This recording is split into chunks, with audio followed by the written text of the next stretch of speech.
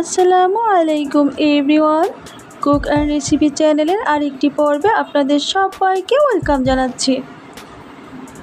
তো আজ এখানে সামুদ্রিক একটা মাছের রেসিপি নিয়ে আপনাদের সামনে প্রেজেন্স রয়েছি, সাথে রয়েছে কিছু টিপস অ্যান্ড ট্রিক্স।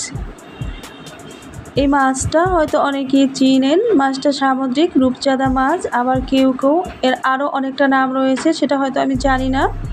মাছটা খেতে কিন্তু খুবই ভীষণ ভালো লাগে, মাছটা প্রচুর মাংসাশী। তো চলুন দেখি কিভাবে রান্না করলাম। এই যে দেখুন মাছটা কে কে চিনেন আমাকে অবশ্যই কমেন্ট বক্সে কিন্তু জানিয়ে দিবেন। প্রথমে একটু হলুদ গুঁড়ো আর একটু জিরে গুঁড়ো আর একটু লবণ দিয়ে ম্যারিনেশন করে প্রায় 5-10 মিনিটের মতো রেখে দেব।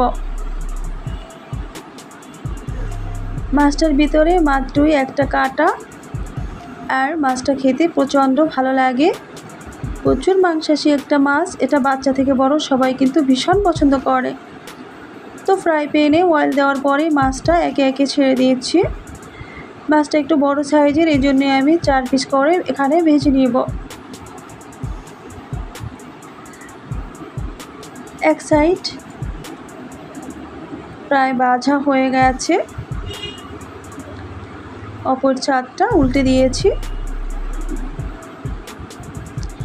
সামুদ্রিক মাছে প্রচুর iron, calcium, phosphorus, vitamin C রয়েছে।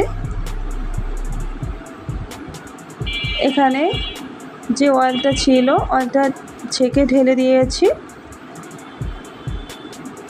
নিয়ে নিয়েছি পেঁয়াজের কুচি, প্রথমে একটু ভেজে নেওয়ার পরে দিয়ে দিব।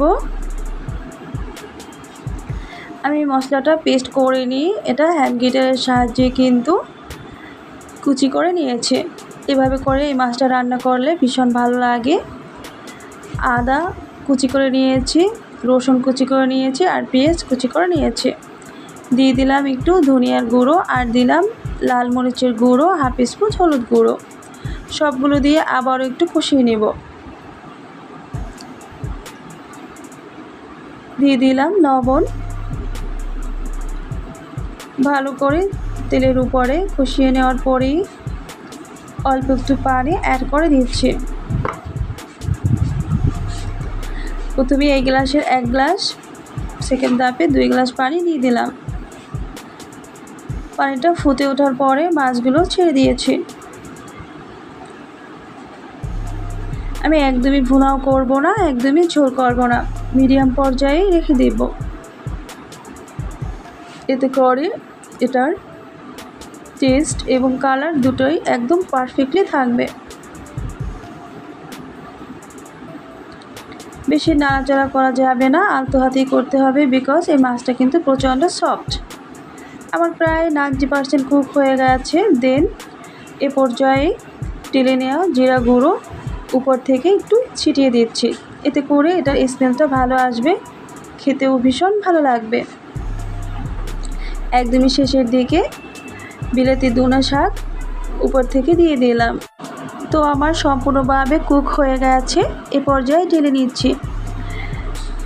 কালার এবং স্বাদ দুটোই পারফেক্টলি রয়েছে, কতটা লোভনীয় হয়েছে দেখেই বোঝা যাচ্ছে। ভিডিওটি ভালো লাগলে লাইক, শেয়ার এবং ফলো করবেন। আল্লাহ হাফিজ।